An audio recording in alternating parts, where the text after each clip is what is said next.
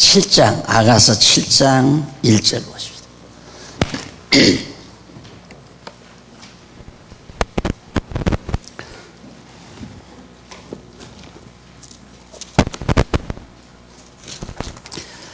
바른 성경 봅니다. 귀한 집에 따라 신을 신은 너의 발이 어찌 그리 아름다우냐. 너의 두 넓적다리 곡선미는 장인의 손으로 만든 보석 같구나. 네 배꼽은 섞은 포도주가 충분히 차있는 둥근 잔 같으며 네 허리는 백화화로 두른 밀단 같구나. 네 두 젖가슴은 한 쌍의 사슴 같고 쌍둥이 노루 같구나. 네 목은 상아망대 같고 네 눈은 바드림빔 성문 곁에 있는 헤스본 연못 같고 네 코는 다마스쿠스를 향한 레바논 망대 같구나. 네 머리는 갈멜산 같고 네 머리카락은 자줏빛 같아서 왕이 그의 머리채에 사로잡혔구나. 5절까지. 아,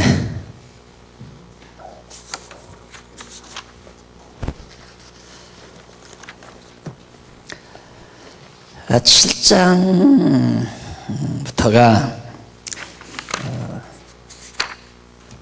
7장 1절 신부를 찾는 신랑의 노래, 신랑에 대한 노래인데, 신랑이 잊어버린 신부를 찾으면서 연모하는 사랑을 고백하며 노래하는 그런 대목이 바로 6장 4절부터 7장 9절, 오늘 이제 봉독해드린 9절 말씀까지 내용이 되겠습니다. 읽다 말하는데 9절까지 되겠습니다.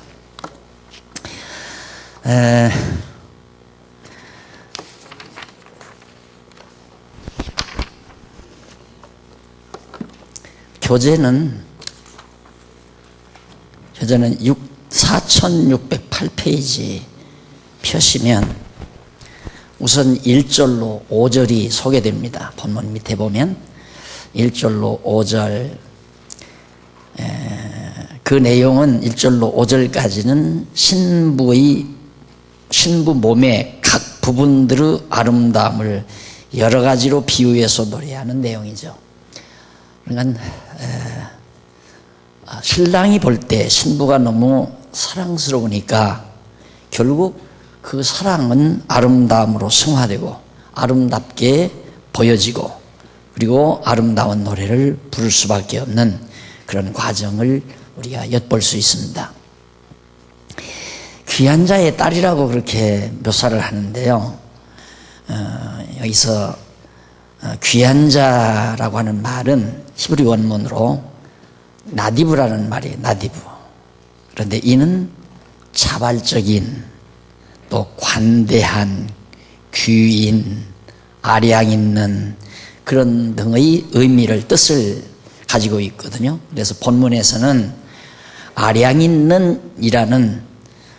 있는이라는 형용사로 번역하는 것이 아주 자연스럽습니다. 아량 있는 자의, 귀한 자면 아량 있는 딸아, 아량이 있는 딸아, 너그럽고 아량이 있는 딸아, 이렇게 이해를 하시면 되겠습니다.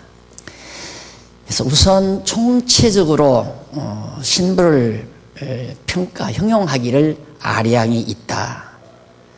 사실 참 귀한 일이죠. 아량이 있다는 것은.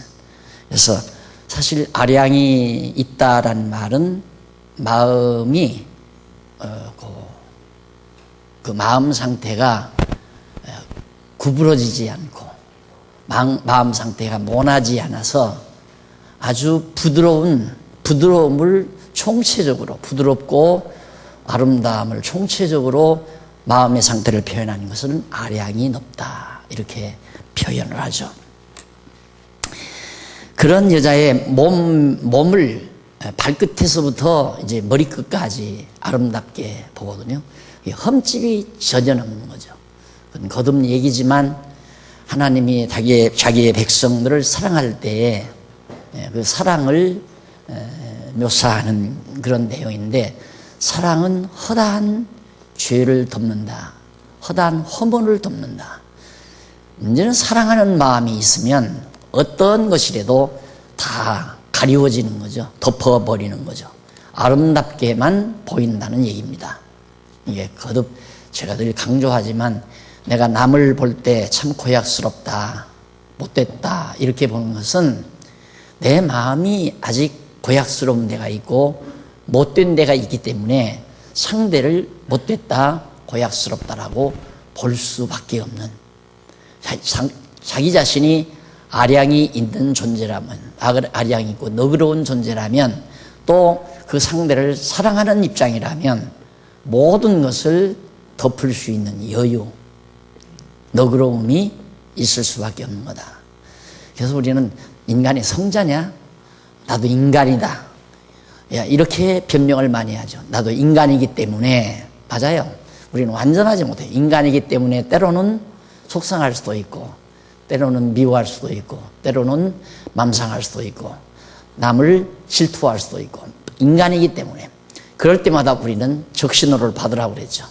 내가 남이 미워질 때, 상대에게 어떤 책임이 돌릴 때, 너 때문에, 네가 그래서, 이런 책임이 돌려질 때에 남에게 책임 돌리면서 속 시원하지는 않거든요. 남에게 책임을 돌리게 되면 어디까지 가느냐 하면 저 인간 보복심이 일어나는 거예요. 남에게 책임이 돌리는, 너 때문에 그랬다, 이것이 이제 출발점이에요. 너 때문에 그랬기 때문에 너는, 그 다음에 이제 내게서 복수심이 일어나요. 복수심이 일어나면 그 상대가 마지막에는 자기의 사악성만큼 잔인하게 고통을 당하거나 잔인하게 죽음을 맞이하거나, 이렇게 인간의 마음 상태가 잔악하다는 얘기입니다. 그러니 여러분, 남에게 책임 돌린다는 것이 처음에는 아주 가볍죠. 실제로 보니까 네가 이래서 이렇고 이래서 이렇지 않느냐. 이제 부부가 서로 앉아서 당신이 이기 때문에 나 이랬다, 당신이 안 그랬느냐, 이랬다 저랬다 하고 따지기 시작하면 위험한 겁니다. 그건 위험수위에 도달한 거예요. 아무것도 아닌 거죠. 그러면 여자는 여자대로 남편이 미안해, 잘못했어, 이 말 듣기를 원하고, 남편 역시도 자존심이 있으니까 내가 너한테 왜 고개를 숙여, 너 나한테 잘못했다고 해, 너 고분고분 좀 해, 이러기 시작하면 끝도 없어요. 그래서 책임전가는 참 무서운 겁니다, 사실 따지고 보면. 그래서 남에게 책임을 돌린다고 하는 것은 자기를 합리화시키기 위한 하나의 아주 교묘한 수단입니다. 내가 너 때문에 맘생했다, 내가 이렇게 하니까 내가 고통스러웠다. 그렇게 시작하면 이제 참 마음이 자꾸 더 산만해지고 사악해지고. 그런데 진짜 사랑스러우면, 자기가 사랑하면 책임전가가 안 돼요. 내가 그랬구나, 내가 그래서 그랬구나. 그래서 자기가 책임을 져버리면 그 다음 이제 평안이 오는 거죠. 편안해지고, 그 다음 이제 사악한 마음이 내게서 틈타지 아니하고. 그래서 여러분들이 부부끼리 대화하기를 원한다, 대화를 좋아한다, 그 대화가 아름다운 대화면 좋죠. 그런데 아름다운 대화가 아니고 뭐 따진다, 이래서 이렇고 이래서 이렇고, 당신이 이래서 내가 이랬고, 당신이 이렇게 돼서 내가 이렇게 어려움을 겪었다, 뭐 이런 얘기하기 시작하면 상대방은 또 할 얘기 없나요? 또 할 얘기가 또 나오는 거죠. 하나님은 우리에게 따지는 법이 없어요. 하나님은 우리에게 따지는 법이 없는 것이 탕자 비유에서도 나오죠. 탕자가 나갔다 돌아와서 재산 다 탕진하고 나갈 때도 고약스럽게 나갔잖아요. 아버지하고 같이 살기 싫다, 나 아버지 지배받기 싫다, 나도 다 컸으니까. 제가 죄송합니다, 공석에서 이런 얘기해서. 후배들이 하도 자기들끼리 좀 그런 것 같아서 좀 자리를 마련해 놓고 내가 몇 마디 했더니만 한쪽에서 누가 그런가 그러더라고요. 우리도 50이 넘었습니다. 그래. 자, 내가 착각했구나. 그 다음부터는 일절 우리도 50이 넘었습니다, 그렇게 가리려고 하지 마십시오, 이런 얘기 아닙니까? 집에 우리 지도 안 봤습니다, 이 말이에요. 그 다음에 입 딱 다물어 버리고 되는 대로 내버려두고. 그동안 노예 참석에서도 별로 발언도 안 하는 이유가 바로 그런 의미가 담겨져 있습니다. 우리 교회도 내가 주책 없이 나이 더 들어가면서 주책들 나가는 또 새파란 젊은 사람들한테 망신당하기 딱 일수죠. 그래서 적당한 때에 일단 내 힘으로 내가 돌아가는 것이 당연하다고 그렇게 생각을 하고, 그래서 이제 결국 다 지금 자존심 생각해서 아버지나 같이 살기 싫습니다. 아버지는 세대가 다르고 아버지 사고방식이 너무 구닥다리입니다. 그래서 탕자가 나간 거 아니에요. 그러나 여러분, 나이 드신 어른들에게는 지혜가 있다는 사실을 잊어버리면 안 됩니다. 그것이 젊은이의 지혜입니다. 아무리 젊은이가 머리가 좋고 아주 판단력이 예리하고 대단해도 실제 삶 속에서 얻어진 경험과 더불어 확인된 그런 지혜들은 이건 돈 주고도 못 사는 거예요. 어차피 살아야 되는 거예요. 그 삶의 과정을 경험해야 되는 거예요. 암만 이론이 좋아도 경험이 뒷받침이 없이는 실제 상황이 뒷받침이 없이는 윤기라는 지혜가 있을 수가 얻어질 수가 없는 거예요. 그러니까 여러분, 앞에 계시는 어른들 정말 이렇든 저렇든, 여러분 가만히 보세요. 교회가 이렇든 저렇든 하잖아요. 입 딱 다물고 말로 큰 소리로 다스리시는 어른들이 없잖아요. 야단치면서 막 큰 소리로 호통치면서, 그리고 막 명령하면서, 그러면서 성도들을 다스리는 장로님이나 권사님들이 하나도 없잖아요. 그만큼 이제 지혜를 얻고 있다는 얘기죠. 그런데 나갔어요. 돈 달라고 해서 또 다 주었어요. 달라고 하니까. 가지고 가서 다 탕진하고 돌아왔어요. 아버지가 따지기로 들면 다 따질 게 많죠. 하나에서 10가지. 탕자가 한 행위가 전부 잘못한 거죠. 전부 잘못한 거. 내가 나가라고 주도 안 하는데 나간다고 한 그것부터가 잘못이고, 내 멋대로 살고 싶은 생각부터가 잘못이고, 그러니까 전부가 잘못이지만 돌아온 아들 앞에 아버지는 한마디도 질책하거나 따지는 법이 없었다. 그게 하나님의 모습을 묘사한 거 아닙니까? 우리가 그런 하나님을 우리의 영원한 아버지로 모시고 산다는 것은 참으로 행복한 거죠. 탕자가 아버지 찾아갔을 때는 몽둥이 맞을 각오를 하고 아들은 고사하고 종으로라도 써주기 바라고 들어간 거 아니에요. 그런데 잔치 베풀고 옷 갈아입히고 목욕시키고 금가락지 끼우고, 이런 감동이 어디 있습니까? 오늘 우리가 그러한 하나님의 은혜를 받고 살 자격을 우리가 획득했고, 하나님은 그렇게 우리를 흠집 없이 보신다는 사실을 우리들이 생각한다면 우리의 가슴 속의 감동은 멎어서는 안 되죠. 항상 감동에 우리의 마음이 젖어 살아야 마땅하지만, 아직도 이 살아있는 육성 때문에 때때마다 사악성이 발로되고 사악한 마음이 생각나서 마음의 평안을 잃어버리고 고통을 당하고 남과 싸우고 질투하고 서로 반목질시하고 미워하고 증오하고,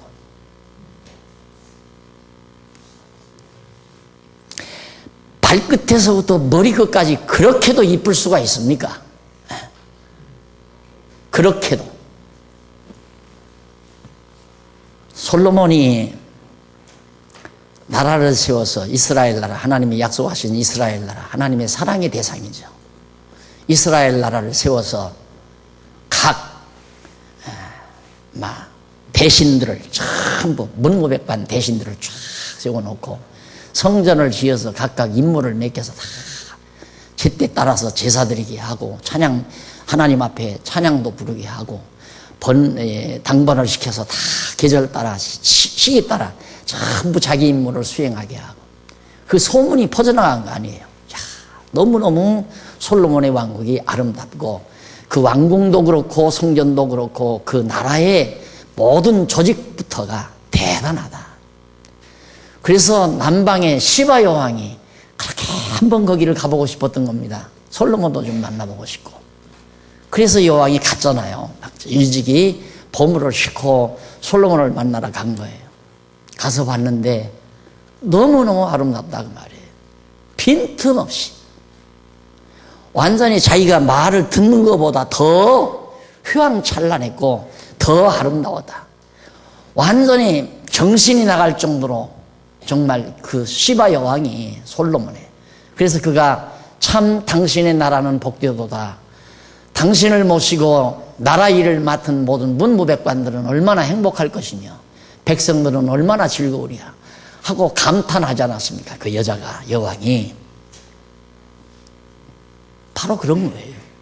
하나님께서 솔로몬에게 지혜를 줘서 그 나라를 그렇게 아름답게 다 가꾸어 가지고 하나님이 지혜를 줘서, 그러니까 보는 이마다 아름답다고 찬사를 하잖아요. 그럼 교회는, 솔로몬의 왕국은 그건 모형이에요. 오늘 여기 이 교회는 실상이에요. 교회가 얼마나 아름다워야 된다는 걸 알 수 있잖아요. 우리들이 지혜가 무뎌서 더 아름답게 못한 것 뿐이지. 하나님께서 우리에게 그런 지혜를 안 줘서 아름답지 못하게 만든 것 뿐, 아름답지 못한 부분이 있다면, 하나님이 지혜를 준다면 누가 봐도 야, 아름답다. 우리 어른들 가끔 앉아서 얘기할 때 보면 우리 교회 자랑을 나가서 친구들에게 얘기를 한대요. 그러면 세상에 그런 교회가 있냐고. 그렇게 전에 듣기도 했거든요. 그런데 이번에 이제 공사하면서 여러 사람들이 왔다 가잖아요. 업자들이 왔다 가고 드나들고, 일하는 사람들이 드나들고. 목수 대모가는 그 집사님은 간수 집사님인데 흔들리는 거예요, 이게. 교회를 좀 일로 옮겼으면 싶은데 거기 완전히 그냥 완전히 개척 멤버나 다름없이 그냥 온갖 정력을 그 교회를 위해서 다 쏟아부은 거예요. 동생 목수가 있는데 동생 목수가 날더라고 그래요. 목사님, 참 너무너무 교회가 좋아요. 우리 친척이 이번에 미국에서 들어오거든요. 그러면 이 장안중앙교회 소개해서 일로 가라고 할 거예요. 그저께는 또 의자 맞추러 오신 사장님이 계셨대요. 와서 흥정을 해서 얼마 이거 하겠다, 그 얘기를 하고 가야 할 거 아니에요. 그걸 정신은 없이 가기 싫다고, 참 좋다고. 우리는 이걸로 만족할 수는 없죠. 더 아름다워야 됩니다. 더. 우리 구겨진 데 많이 있잖아요.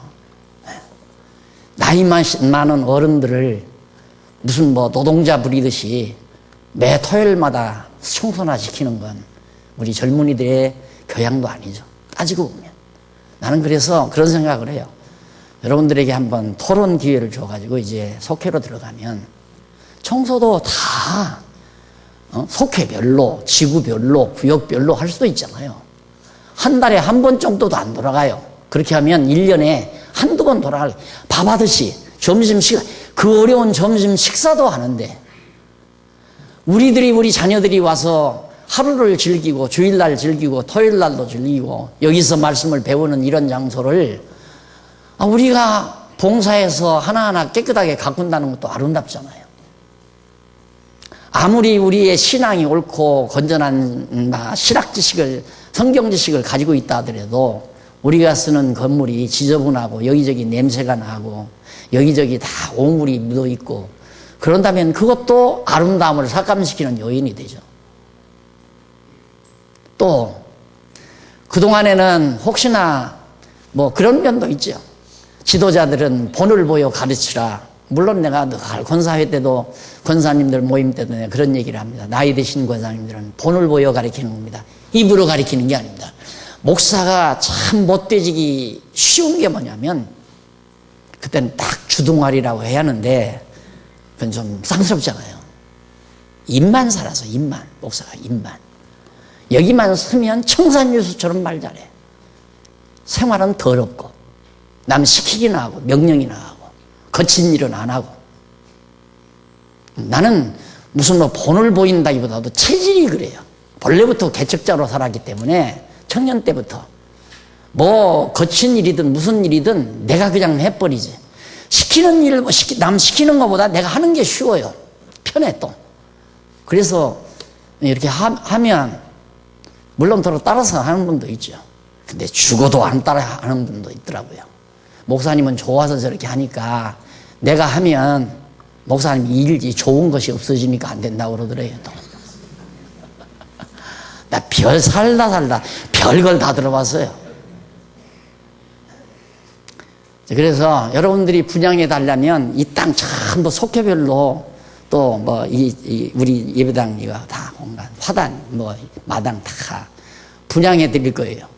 분양한다고 팔아자시라고 분양하는 게 아니라 가꾸시라고. 불도 뽑고 청소도 하고 돌멩이도 줍고 깨끗하게. 그래서 여러분들이 낳아서 기르는 어린 자녀들이 그냥 뒹굴고. 집에 꼬마가 왔는데 저 엄마가 그래요. 우리 이제가 막 맨발 벗고 잔디밭을 뛰기를 그렇게 좋아한대. 맨발 벗고. 거기 유리 조각 하나 있으면요 안 되잖아요. 어때 이제만 거기 맨발 벗고 뛰기를 좋아하겠습니까?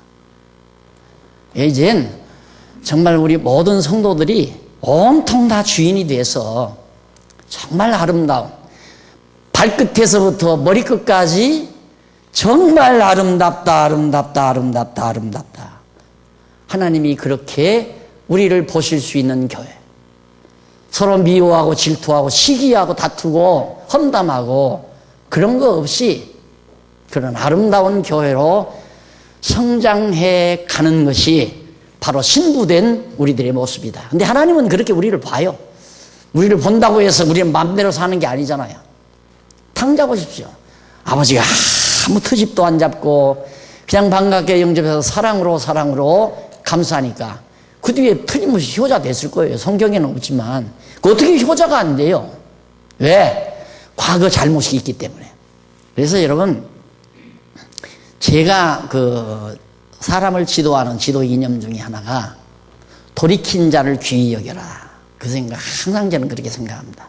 왜? 그것도 탕자비유에서 배웠어요. 돌이킨 자를 귀히 여겨라. 돌이키기 전에는 안 되지만은 돌이킨 자처럼 귀한 자가 없습니다. 왜? 과거에 자기가 잘못했기 때문에 그거에 대한 반대급부로 더 소중하게 생각하고 더 열심히 아름답게 잘 할 수 있는 소양을 충분히 지닌 자가 돌이킨 자입니다. 그래서 언젠가 누가 그래요. 이 돌이키면서 목사님이 어쩌고저쩌고 무슨 소리냐. 나는 그렇게 이렇게 떠날 때 생각을 하는 게 아니라 돌이켜서 이렇게 다시 이 귀한 말씀을 깨닫고 돌이켜서 정말 이 말씀을 좋아하는 사람이다. 그 좋은 면을 보지 왜 나쁜 면을 내가 왜 보겠느냐. 내가 마음에 나쁜 감정을 가지고 있으면 그 사람의 나쁜 부분을 보지만은 내가 좋은 감정을 있으면 좋은 부분을 보게 되는 거죠. 사람 다 그러잖아요. 누구든지. 자기가 좋은 감정이 있으면 다 좋은 거예요. 그러니까 자식을 낳아도 정말 못생기는데도 부모는 막 그냥 물고 뜯잖아요. 좋으니까, 사랑스러우니까. 그러듯이 오늘 솔로몬이 자기 신부를 머리끝에서부터 발끝에서부터 머리끝까지 어느 곳 하나 흠집 없이 가장 아름다운 모습들을 비유를 들면서 설명을 하죠. 나는 그래도 나이가 좀 이쯤 됐으니까 이 성경을 그냥 줄줄줄줄 읽지만 내가 40대만 돼도 참 읽기가 막 얼굴이 화끈화끈할 것 같아요. 너무 아름다운 표현을 솔로몬이 바로 이 부분에서 해주고 있습니다. 솔로몬의 왕국처럼 아름다운 모습을 잘 노래한 거죠. 그것이 오늘의 실상인 우리 교회가, 신부인 교회가 신랑이신 그리스도 앞에서 그렇게 아름다운 모습으로 비춰진다는 사실을 우리가 생각하면서 어떻게 나 같은 것을 그렇게 아름답게 보아줄까? 감동스럽잖아요. 우리가 우리 모습 알잖아요. 우리가 우리 모습을 안다 이 말입니다. 여러분들도 다 결혼 생활 해보셨지만 만약에 남편이 막 정말 당신은 너무너무 예쁘다 이러면 저 거짓말이지. 내가 제일 예쁜 건 아닌데. 그렇게 생각하면 안 되죠. 저 남편이 정말 나를 그렇게 사랑하는구나. 근데 우리 한국 사람들이 그런 표현을 잘 못해서 문화권이 이제 그래서 그렇지만은 만약에 당신은 여자 중에 최고야 이런 말을 했다면 요즘 솔로몬은 그 말을 하잖아요. 우리는 어떻게 하냐면 속으로 내가 뭐가 최고야. 나보다 더 이쁜 사람이 있는데. 이렇게 생각한다면 그 말을 하는 의도를 잘못 파악하는 거죠. 그러면 그렇게 생각했으면 실상 내가 이쁘지는 않은데 그러면 더 감동을 해야죠. 그렇잖아요. 더 감동을 해야죠. 우리의 영원한 신랑 되신 그리스도께서 우리를 그렇게 흠집을 하나도 꼬집지 아니하고 최고로 아름답다고 노래해 준다면 우리는 그 감동에 젖어야죠. 그래서 어떻게 하면 신랑 되신 그리스도를 기쁘게 할까? 이 생각밖에는 머릿속에 남지 않아야 되잖아요. 그렇잖아요. 그 생각이 남아야 이제 부부관계가 아름답거든요. 그런 부부관계가. 그런데 그게 아니라 자꾸만 이제 서로 그 말을 신임을 안 해주거나 또 그런 관계가 아니라면 우리 육신적인 부부도 이렇게 멀어지듯이 우리가 그리스도와의 관계를, 그리스도는 우리를 그렇게 애지중지 사랑하는데도 우리가 그 사랑의 감동을 못 느끼면 이제 그리스도에게서 멀어져 가는 거죠. 멀어지다가 보면 이제 신부 잊어버리듯이 신랑 잊어버리고 딴 데 가서 딴짓하고 있다 이 말. 그것이 오늘 우리들의 신앙 모습이라는 거 한번 기억할 수가 있습니다. 그 다음 이제 1절로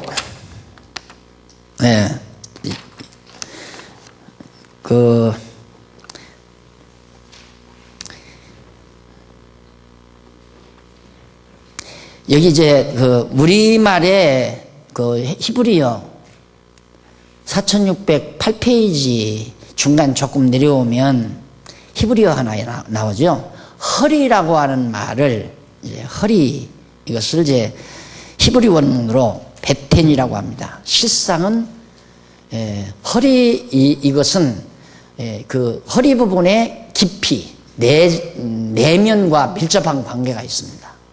허리와 여자의 가장 소중한 부분과 밀접한 관계가 있다. 그래서 이제 우리말은 허리라고 번역했지만 실제 뜻은 배나 안 그러면 자궁, 때로는 몸체 이런 등으로 번역이 가능합니다. 백화파로 두른 듯 두른 밀단 이런 말을 하는데 밀단이 묶여지는 것처럼 곡선미가 아름다운 몸매를 묘사하는 그런 의미로 사용된 얘기다. 그 다음 6절로 9절 사이에 보면 솔로몬이 거듭 신부의 키를 비롯한 유방과 콧김과 이부 아름다움에 대해서 얼굴 모습이죠. 가슴과 얼굴 모습. 그 부분에서 화창한지라는 말을 써요. 화창하다. 그 히브리 원문으로는 나엠이라고 합니다. 유쾌하다, 뛰어나게 아름답다, 즐거워하다. 여기서는 뛰어나게 아름답다라고 번역이 돼야 되잖아요. 그렇죠? 그런데 화창하다, 전혀 좀 문맥이 자연스럽지 못한 해석을 채택해서 해놨어요. 아주 뛰어나게 아름답다. 자, 그 다음 넘어가서 종려나무 등 아주 아름다운 모습을 얘기하고 아주 가슴도 풍만하고 아름다운 모습으로 그렇게 노래를 한 부분인데 이 노래의 역사적 배경이 10페이지에 나와요. 4610페이지 위에서 7째 줄 줄바꾼 데 보시면은 역시 여호와 하나님께서는 택한 이스라엘 백성을 사랑하셔서 끝까지 버리지 아니하시고 품에 안아주신다는 에레미야와 다니엘서에 나오는 내용이죠. 이러한 장차 이루어 주실 역사 섭리의 바탕을 두고 이제 솔로몬이 노래한 겁니다. 이렇게 솔로몬은 신부의 키를 비롯한 유방과 콧김과 이부 아름다움을 거듭 노래한 것이 바로 1절로부터 9절 상반절까지 소개되죠. 자, 이렇게 이제 잊어버린 신부에 대한 사랑을 또 아름다움을 노래하고 나서 결국은 이제 신랑이 신부를 찾죠. 그래서 7장 9절 하반절로부터 8장 5절까지 보면 4611페이지의 교재는 나오고 주보에는 바로 그 밑에 3번 나오죠. 3번, 가로 없는 3번. 신랑 신부의 상봉 장면이 7장 9절 하반절로부터 8장 5절까지 이렇게 소개됩니다. 한 장 가까이.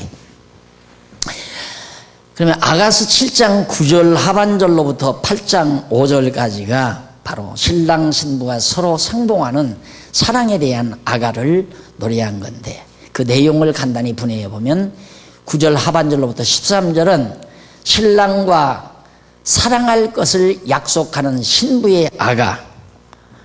신부가 이제 신랑을 떠나서 살아보니까 별것도 아니잖아요. 그래도 첫 남편 그 신랑이 참으로 귀하고 소중하구나 해서 이제 사랑하며 살 것을 노래하는 내용이고, 8장 1절로 4절까지는 신부가 친정집에서 신랑과 사랑한다는 아가를 노래하는, 신부가 친정집에서, 자기 친정집에서 신랑과 사랑하는. 그러니까 지난번에도 얘기했지만 막 겁없이 그냥 속상하다고 보따리 싸질머지고 친정으로 돌아가서 미안하니까 다시 돌아올 수도 없고, 그러니까 장모가 자기 이제 신랑한테, 사위한테 전화해서 여보게 자네가 아무래도 와야 되겠네 한마디 하면 이제 사위가 이제 막 처갓집에 와서 찾아가기 위해서 오잖아요.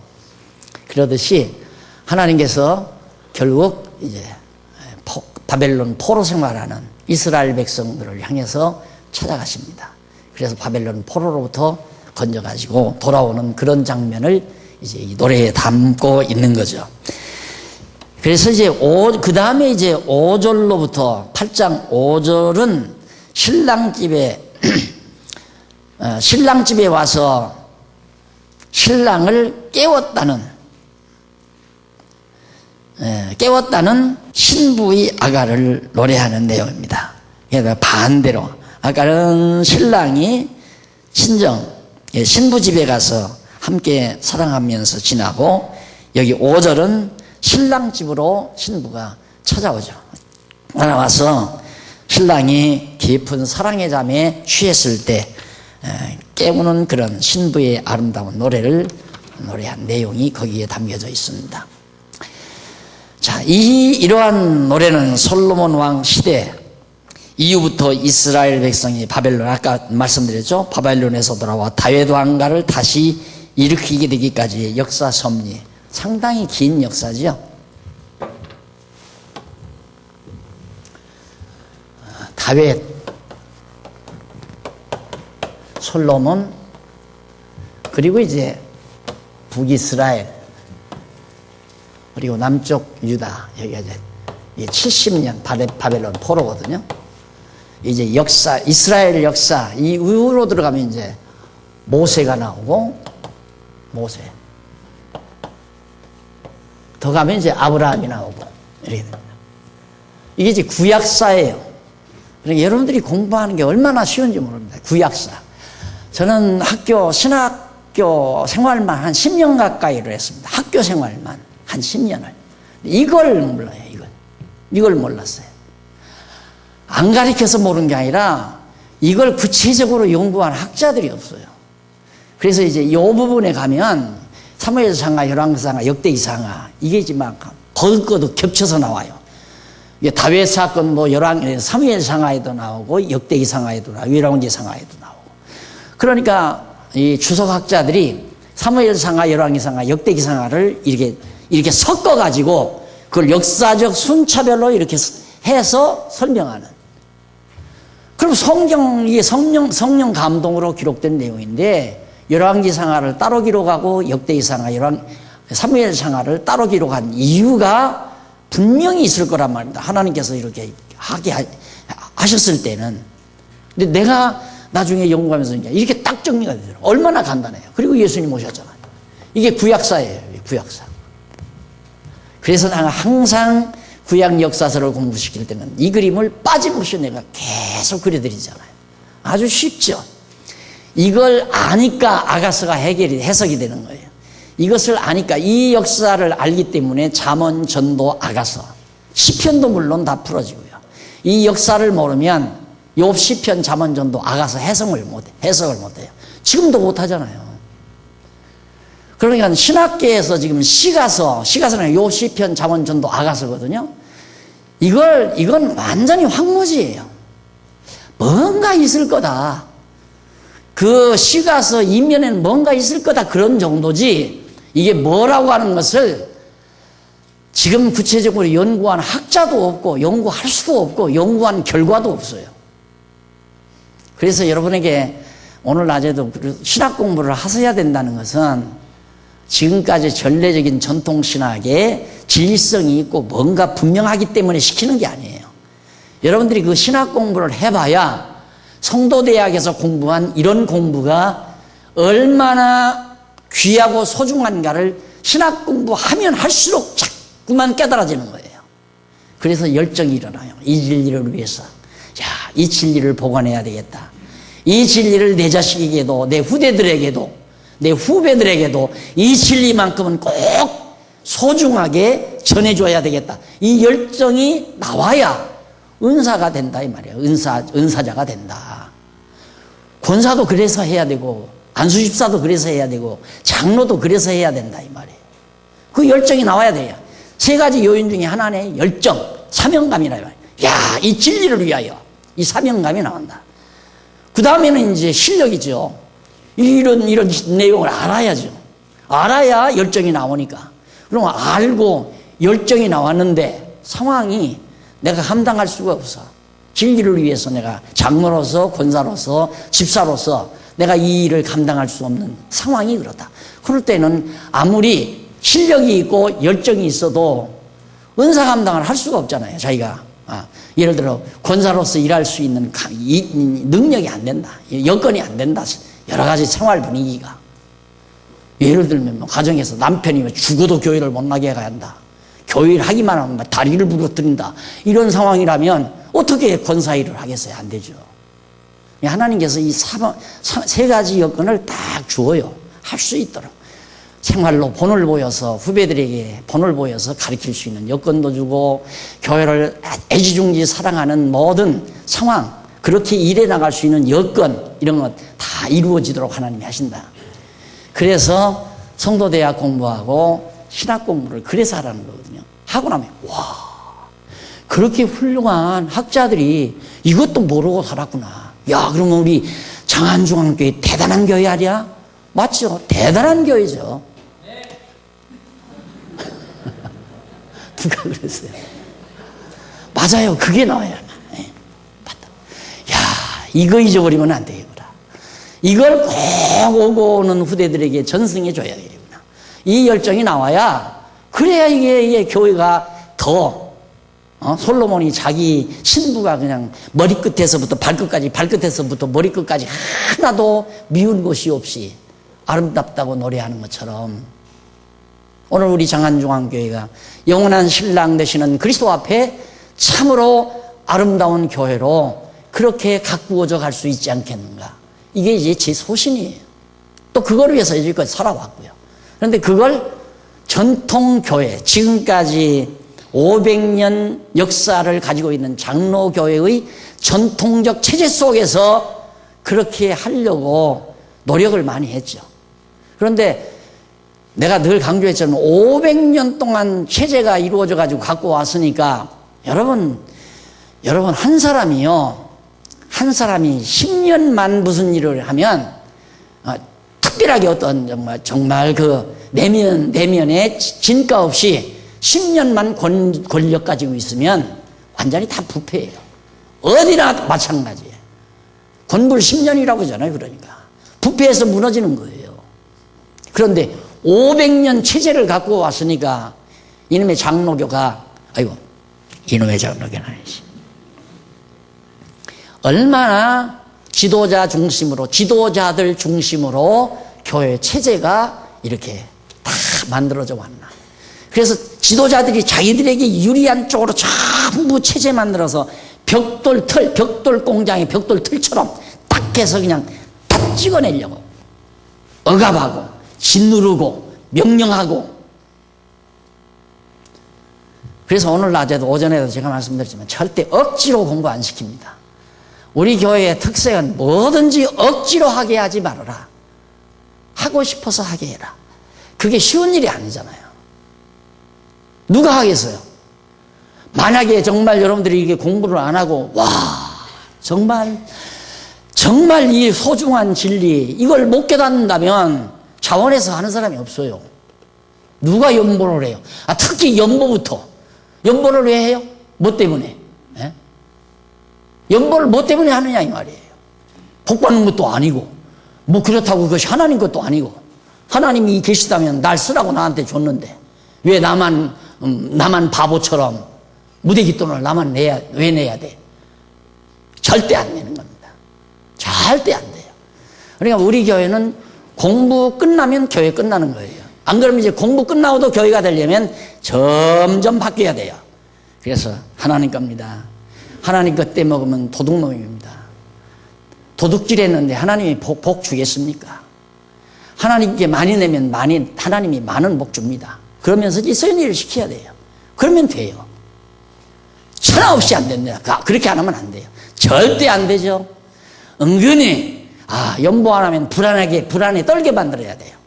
연보를 안 하는데 혹시 이거 내달에 부도날 거 아니냐? 야, 물건만 조금만 팔려도 야, 지난달 11조 안 내서 이러는 거 아닌가?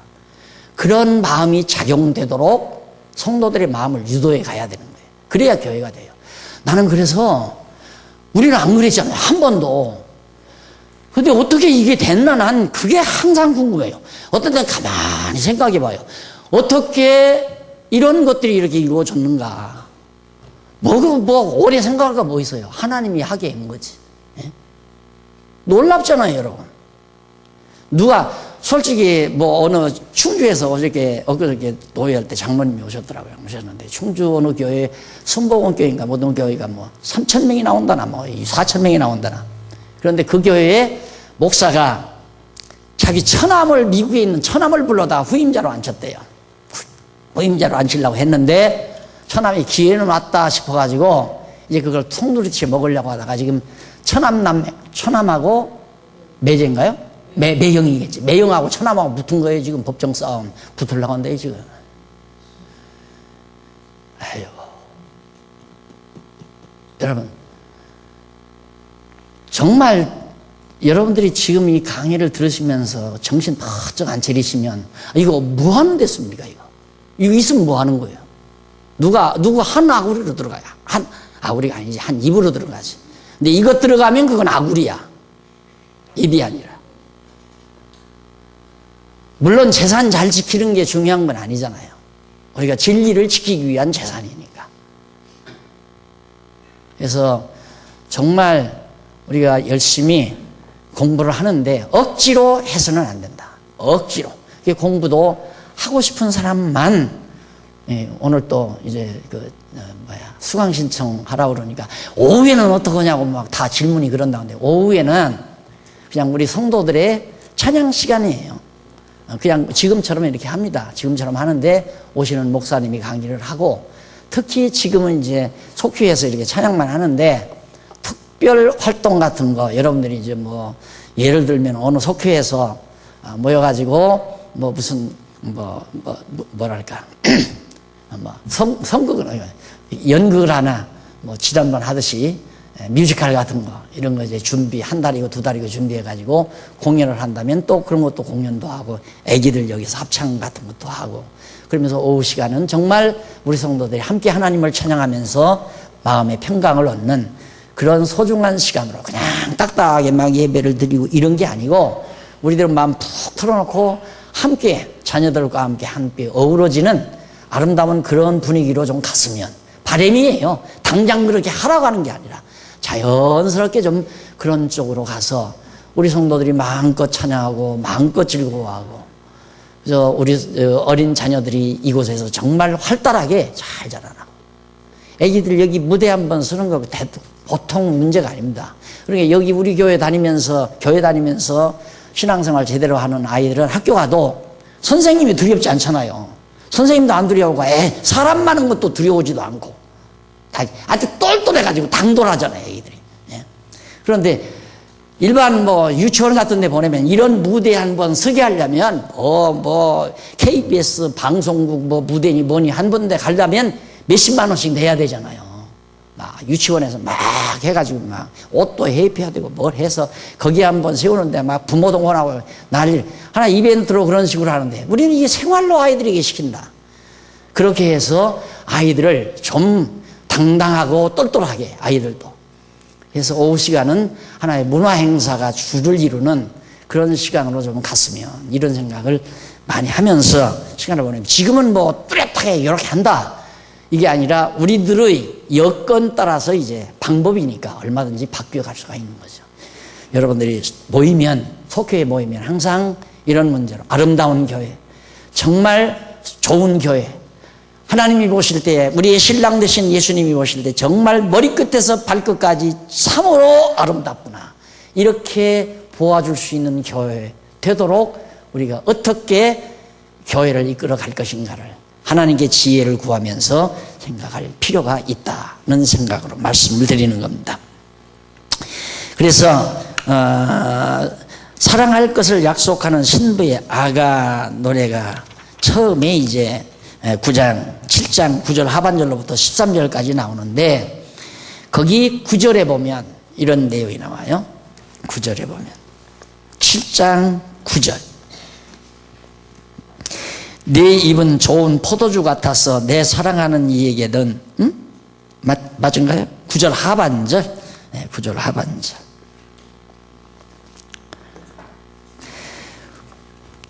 나는 9절 하반절이 왜 이게 옛 성경이 어떻게 됐기에 9절 하반절인가? 가만히 있어 보십시다. 이 포도주는 나의 사랑하는 자를 위하여 미끄럽게 흘러내려서, 이게 개역 성경인데 9절, 자는 자 입으로 움직이게 하느니라.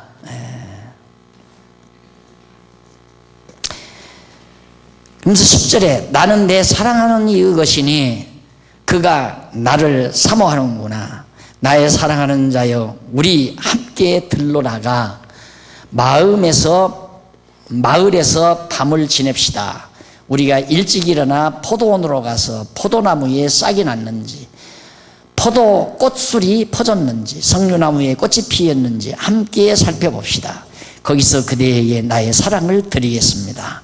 합한 채가 향기를 내뿜는데 우리 문들에는 새것, 묵은 것, 온갖 좋은 과일들이 있으니 내가 내 사랑하는 자 당신을 위해 쌓아 놓은 것입니다. 신부가 노래하는 것을 이렇게 노래하게 된다는 것을 솔로몬이 지금 노래한 거죠.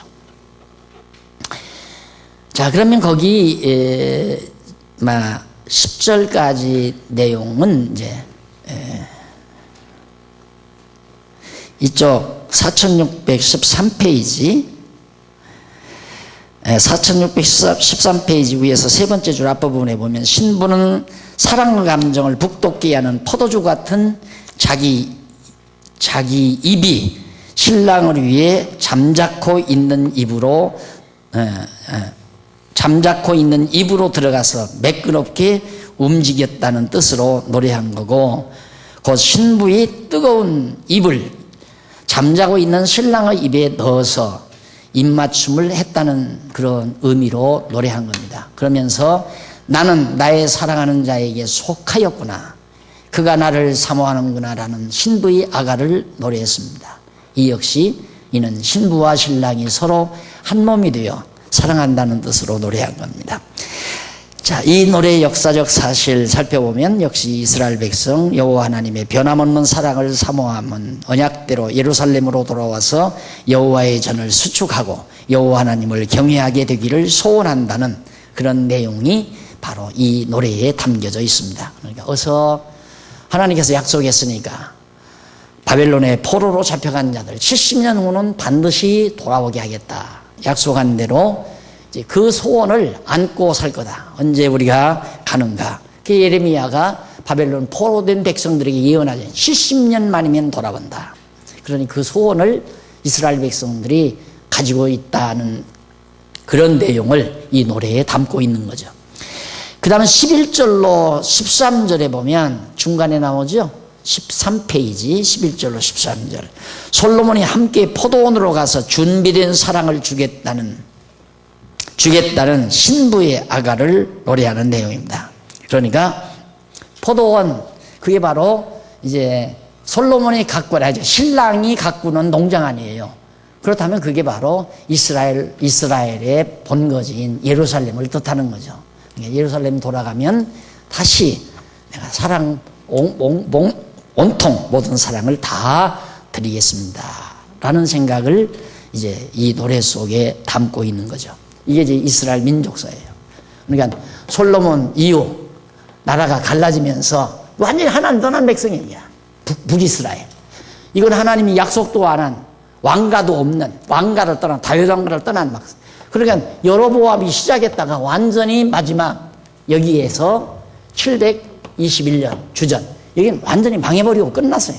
이건 여기서 완전히 끝나는 거예요. 이스라엘은 북이스라엘은. 그리고 이제 이 이스라엘 여기 이스라엘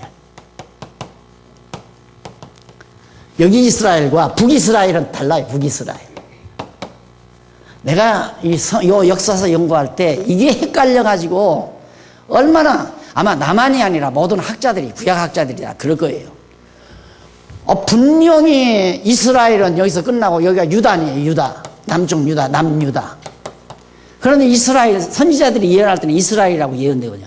여기서 이스라엘이라고 예언될 때 북이스라엘을 지칭할 때도 있고 이 이스라엘을 지칭할 때도 있고요. 여기 이제 분별을 제대로 안 하면 헷갈리는 거죠. 그러니까 이게 이 북이스라엘은 이거 끝나요. 이 국호를 나라의 호를 가지고 간 거거든요. 이들이 숫자 많다고 해가지고. 근데 이들이 이제 왕가가 다 3, 4대 만에 왕가가 다 끝나버렸잖아요. 망했단 말입니다. 망하니까 남쪽 유다 백성들이 돌아와서 다시 이스라엘이라는 국호를 찾아오는 거죠. 그래서 이제 이스라엘이 세워지는 거예요. 여기서. 그래서 이때 돌아온 이때 이제 해서 70년에 이때 돌아왔다가 70년에 다 흩어져 버리잖아요. 누가? 유다 백성을 중심으로 한 이스라엘이.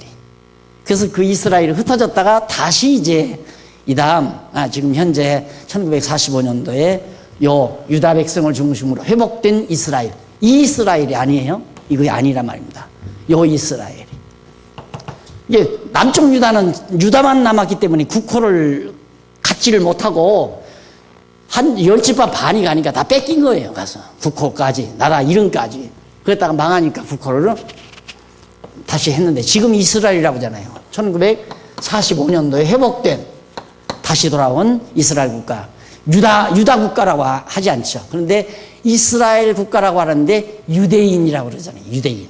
그 유대인이란 말은 유다 지파를 유시한 이스라엘 민족이기 때문에 이스라엘 국가가 거의 유대인으로 이루어져 있습니다. 유대인.